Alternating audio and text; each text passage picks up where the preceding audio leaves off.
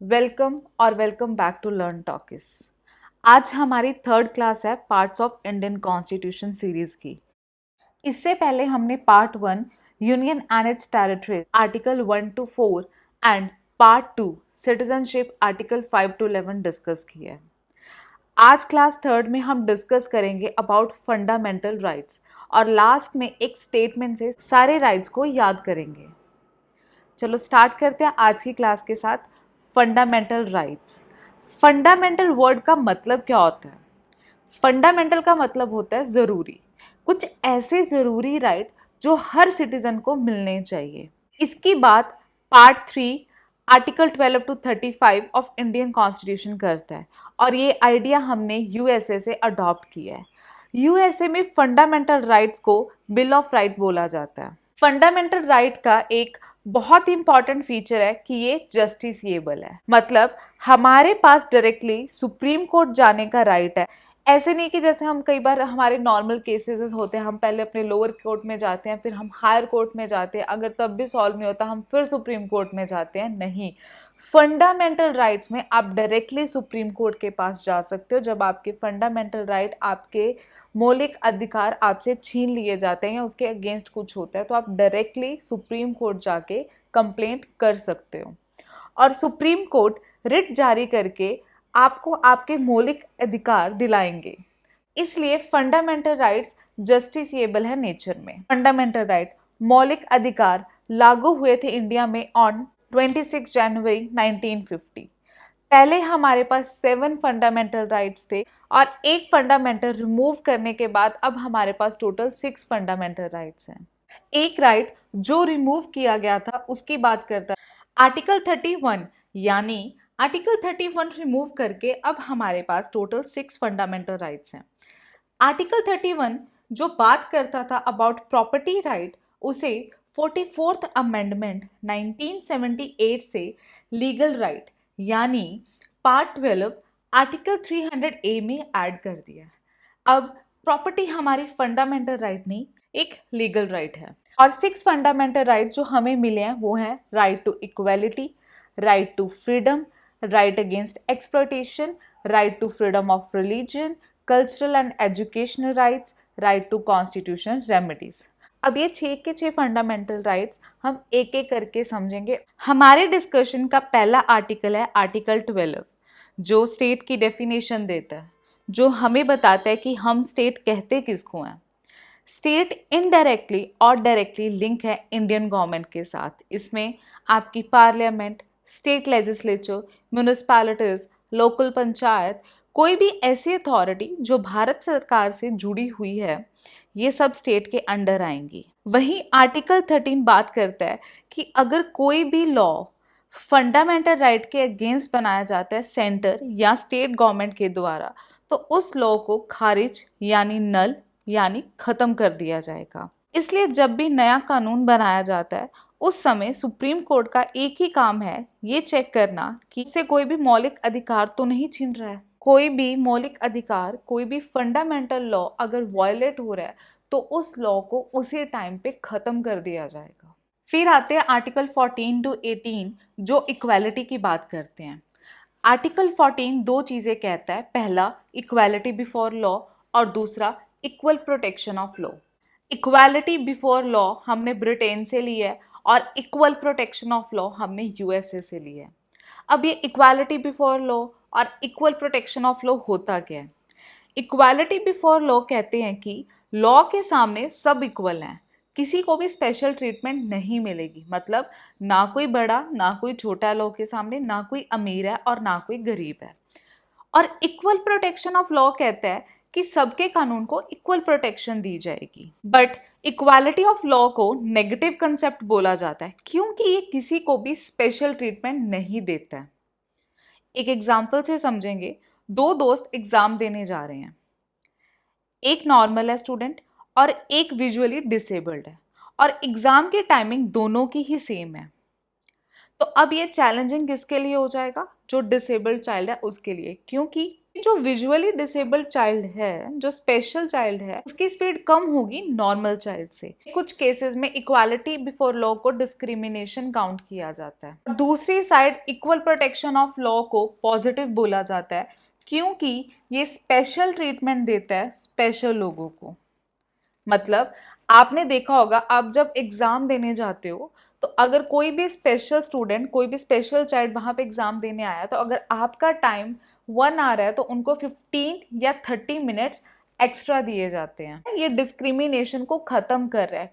कुछ special cases में कुछ स्पेशल लोगों को स्पेशल ट्रीटमेंट देनी पड़ती है, इसलिए दोनों ही कंसेप्ट इंपॉर्टेंट है, इक्वल बिफोर लॉ और equal protection of law. Next article, article 15। Article 15 क्या कहता है? बी एजुकेशन और public places like park, restaurant, roads, ऐसी जगह पे किसी के साथ कोई डिस्क्रिमिनेशन नहीं कर सकता, जाति के आधार पे, रंग के आधार पे, लिंग के आधार पे, यानी जेंडर के आधार पे। ये आर्टिकल भेदभाव ना करने की बात करता है। नेक्स्ट आर्टिकल, आर्टिकल 16 सपोर्ट करता है इक्वालिटी को। ये कहता है सबको इक्वल अपॉर्चुनिटी मिलनी चाहिए पब्लिक एम्प्लॉयमेंट में। कोई भी डिस्क्रिमिनेशन नहीं होगा sex, race, religion, caste, residence, place of birth के आधार पे किसी भी एम्प्लॉय के साथ। नेक्स्ट आर्टिकल 17 जो अनटचेबिलिटी को अबॉलिश करता है हर फॉर्म में। आप इशारों में, बिहेवियर में, बोलकर तो बिल्कुल भी किसी को अनटचेबल फील नहीं करा सकते। आर्टिकल 17 एक एब्सोल्यूट फंडामेंटल राइट है, जिसे ना तो कोई अमेंड कर सकता है और ना ही कोई रिमूव कर सकता है। नेक्स्ट आर्टिकल 18 जो टाइटल्स लगाने के लिए मना करता है। जैसे नाम के पीछे कई लोग लगाते थे पहले महाराजा, महारानी, ऐसे टाइटल्स लगाने के लिए मना किया जाता है। बट अगर कोई जर्नल, मेजर, डॉक्टर, इंजीनियर लगा रहा है अपने नाम के साथ, तो वो लगा सकता है, क्योंकि ये एक एकेडमिक क्वालिफिकेशन है, ये आपने अचीव किया है, ये आपको आपके बर्थ से नहीं मिला, ये आपकी अचीवमेंट है। तो आप ऐसे टाइटल्स अपने नाम के पीछे लगा सकते हो। नेक्स्ट आर्टिकल 19 टू 22 जो राइट टू फ्रीडम की बात करता है। आर्टिकल 19 हमें बहुत अलग अलग फ्रीडम दे रहा है।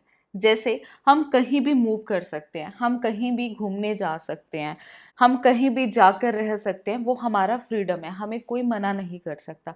सेकंड, हम कोई भी प्रोफेशन अडॉप्ट कर सकते हैं, वो हमारी चॉइस होगी, हमारा फ्रीडम है वो। थर्ड, हमें फ्रीडम जो दिया जाता है आर्टिकल 19 के तहत कि हमें बोलने का पूरा हक है, बट हम देश के खिलाफ नहीं बोल सकते। अगर हम देश के खिलाफ बोलेंगे तो हमारे खिलाफ कोई ना कोई स्टेप लिया जाएगा। फिर आता है आर्टिकल 20। आर्टिकल 20 कहता है protection in respect of conviction for offence. मतलब अगर आपको अभी सजा मिली है या मिलने वाली है, वो टाइम पीरियड में आपको कौन सी पावर दी जाती है प्रिवेंशन के लिए, आपको प्रोटेक्ट करने के लिए कौन सी पावर्स दी जाती है, वो आर्टिकल 20 बताता है। सबसे पहली पावर कि आपको एक गुनाह की सजा दो नहीं मिल सकती। मतलब एक एग्जांपल से समझते हैं। आपने कोई क्राइम किया, मान लेते हैं कि आपने कोई मर्डर किया और पुलिस आपको अरेस्ट करके ले गई और उसकी आपको सजा मिल गई उम्र कैद की। अब आप उम्र कैद की सजा पहले ही अपनी पूरी कर रहे हो और उसी के बीच में आपको दूसरी सजा सुना दे, नहीं उम्र कैद की सजा नहीं, इसको फांसी की सजा देंगे, तो नहीं, आपको एक क्राइम की एक ही पनिशमेंट मिलेगी जो एक बार आपको बता दिया। दूसरा, आपको गुनाह कबूल करने के लिए मजबूर नहीं कर सकता कोई भी। जैसे हम कई बार मूवीज में देखते हैं कि पुलिस किसी को उठा के ले जाते हैं, फिर उसको मार मार के बोलती है कि अपनी सजा कबूल कर, नहीं करेगा हम और मारेंगे, तो वो पर्सन कह देता है कि ठीक है मैं कबूल कर दूंगा बट मुझे और मत मारो। हम ये चीज़ें मूवीज में देखते हैं।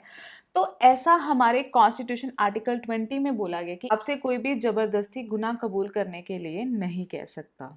नेक्स्ट आर्टिकल 21 जो कहता है right to life with dignity. मतलब आपके पास राइट है खुद के लिए डिसीजन लेने का। जैसे आपको कहाँ रहना है, किससे शादी करनी है, क्या पढ़ना है, कहाँ जाकर पढ़ना है, आप ये सारे लाइफ के डिसीजंस ले सकते हो। ये आपके पास पूरा फ्रीडम दिया हुआ है, right to life with dignity. अब ये राइट्स की नॉलेज या डिसीजन की नॉलेज उन्हीं को होगी जो पढ़े लिखे होंगे।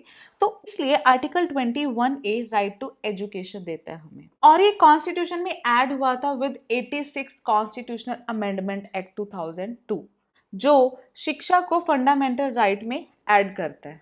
फिर आता है आर्टिकल 22 जो protection against arrest and detention in certain cases की बात करता है। मतलब अगर किसी को अरेस्ट कर लिया और सजा सुनाने तक का जो सफर होगा, उस सफर तक आपके पास क्या राइट्स हैं, वो आर्टिकल 22 में लिखा गया है। अब क्या राइट्स है? पहला, जब आपको पुलिस अरेस्ट करने आती है तो आपके पास राइट है उनसे पूछने का कि आप किस आधार पे मुझे अरेस्ट कर रहे हो। दूसरा, आपकी फैमिली को इन्फॉर्म करने का राइट है। ऐसे नहीं कि आपको उठा के ले गए और आपकी फैमिली को बताने का मौका ही नहीं दे रहे हैं आपको, या बताने ही नहीं दे रहे हैं आपको, तो ऐसा नहीं। आपकी फैमिली को इन्फॉर्म करने का राइट आपके पास पूरा है। तीसरा, वकील करने का अधिकार, जो आपको आर्टिकल 22 देता है। और चौथा जो राइट आपको मिलता है वो है कि 24 आवर्स के अंदर आपको मजिस्ट्रेट के सामने प्रस्तुत करना जरूरी है। उससे ज़्यादा टाइम किसी को आप जेल में रख ही नहीं सकते हो। फिर आता है आर्टिकल 23 टू 24, जो राइट अगेंस्ट एक्सप्लॉयटेशन यानी शोषण के विरुद्ध अधिकार की बात करता है। आर्टिकल 23 कहता है prohibition of traffic in human being and force labour, मतलब आपसे कोई भी जबरदस्ती काम नहीं करवा सकता, ना ही काम करवाने के बाद आपको पैसे देने के लिए मना कर सकता है। तो ये हमारा आर्टिकल 23 कहता है कि आप किसी से ना तो जबरदस्ती काम करवा सकते हो, ना काम करवाने के बाद उन्हें पैसे देने के लिए मना कर सकते हो। नेक्स्ट आर्टिकल 24, जो बच्चों से काम करवाने के लिए मना करता है, prohibition of employment of children in factories. 14 साल से कम के बच्चे हैजार्डियस यानी जोखिम भरी नौकरी नहीं कर सकते। बट एक अमेंडमेंट होती है 2016 में, जिसमें घर के बिजनेस यानी अगर घर का कोई काम है तो बच्चा वो काम में हेल्प करवा सकता है, वो काम कर सकता है। सेकेंड, एंटरटेनमेंट यानी मूवीज सीरियल्स में बच्चों से काम करवा सकते हैं, बट कोई भी ऐसी खतरनाक जगह पे जैसे फैक्ट्रीज होती है वहाँ पे बच्चों से काम नहीं करवा सकते जिनकी एज 14 या 14 से कम है। नेक्स्ट आर्टिकल, आर्टिकल 25 टू 28, जो right to freedom of religion की बात करते हैं कि आप कोई भी रिलीजन फॉलो कर सकते हो, वो आपका राइट है। आर्टिकल 25 कहता है आप जो भी रिलीजन फॉलो कर रहे हो उसके अकॉर्डिंग अपनी ज़िंदगी को चलाना, उनकी पालना करना, अपने रिलीजन अपने भगवान के विचार आप दूसरों को बता सकते हो, ये राइट है आपके पास। नेक्स्ट आर्टिकल, आर्टिकल 26, जो कहता है आपको आपके रिलीजन अफेयर मैनेज करने का पूरा अधिकार है। जैसे आप अपने हिसाब से इंस्टीट्यूट मैनेज कर सकते हो, जैसे आश्रम होते हैं, कुटिया बनाते हैं जो, तो वो आपका राइट है, तो आप उन्हें बना सकते हो। आप अपने धर्म के अकॉर्डिंग अपने अफेयर्स मैनेज कर सकते हो, जैसे कब खाना खाना है या फिर शाम के 6 बजे के बाद खाना नहीं खाना है, सुबह 5 बजे उठ के पूजा करना, तो ये आप अपने अकॉर्डिंग मैनेज कर सकते हो। आप मंदिर, गुरुद्वारा, मस्जिद कुछ भी बनवाना चाहते हो बनवा सकते हो, आपका राइट है ये। नेक्स्ट आर्टिकल 27, जो कहता है कि आप अपने धर्म के नाम पर कोई टैक्स नहीं लगा सकते।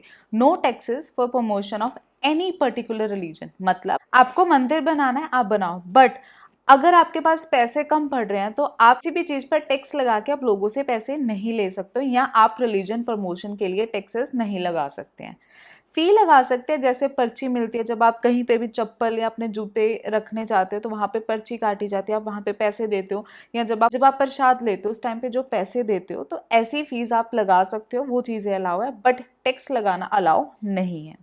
उसके बाद आर्टिकल 28 कहता है कि freedom from attending religious instruction, मतलब कोई भी गवर्नमेंट इंस्टीट्यूशन है वहाँ रिलीजन इंस्ट्रक्शन नहीं दी जा सकती। जैसे गवर्नमेंट स्कूल्स होते हैं वहाँ पे आप किसी भी रिलीजन को प्रमोट नहीं कर सकते हो। दूसरी साइड हम किसी स्कूल की एग्जांपल लेते हैं, जैसे डीएवी स्कूल है, वहाँ पे हवन करवाए जाते हैं, तो वो उनकी चॉइस है, वो ऑप्शनल है, अगर वो चाहे तो करवा सकते हैं, बट कोई भी गवर्नमेंट इंस्टीट्यूशन को ये चीज़ें अलाउ नहीं है। अगर मंदिर के अंदर स्कूल बनाया है तो वहाँ पे अपने रिलीजन की इंस्ट्रक्शन दे सकते हैं। ये थे फ्रीडम ऑफ रिलीजन। फिर आता है आर्टिकल 29 टू 30, जो कल्चरल एंड एजुकेशन राइट देने की बात करता है, और ये दोनों आर्टिकल्स मिनॉरिटीज़ के इंटरेस्ट और मिनॉरिटीज़ को प्रोटेक्ट करने की बात करते हैं। जैसे आर्टिकल 29 बात करता है about protection of interest of minorities group के इंटरेस्ट को सेव करने की बात करता है, जैसे उनका रिलीजन हो गया, उनकी कल्चर हो गया, उनका लैंग्वेज, उनकी स्क्रिप्ट, उन्हें प्रिजर्व करने की बात करता है। वहीं आर्टिकल 30 मिनॉरिटीज ग्रुप को अपने हिसाब से अपने इंस्टीट्यूशन को मैनेज करने का राइट देता है।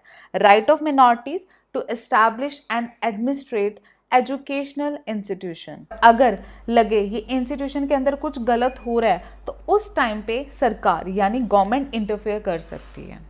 फिर आता है आर्टिकल 31, तो हमने स्टार्टिंग में देखा था कि आर्टिकल 31 बात करता है राइट टू प्रॉपर्टी की, जिसे हमने फंडामेंटल राइट से रिमूव करके पार्ट 12 आर्टिकल 300A में लीगल राइट के अंडर ऐड कर दिया है। फिर आता है आर्टिकल 32, जिसमें हमें पावर दी जाती है डायरेक्टली सुप्रीम कोर्ट जाने की, बट हम तभी जा सकते हैं जब हमारे फंडामेंटल राइट्स, हमारे मौलिक अधिकार हमसे छीने जा रहे हैं या वॉयलेट किए जा रहे हैं। और इसी आर्टिकल 32 को डॉक्टर BR अम्बेडकर जी ने heart and soul of the constitution बोला है। अब ये आर्टिकल 32 है क्या? आर्टिकल 32 के तहत सुप्रीम कोर्ट रिट जारी कर सकता है, और टोटल रिट जो सुप्रीम कोर्ट को दिए गए हैं आर्टिकल 32 के अंडर, वो टोटल 5 रिट हैं।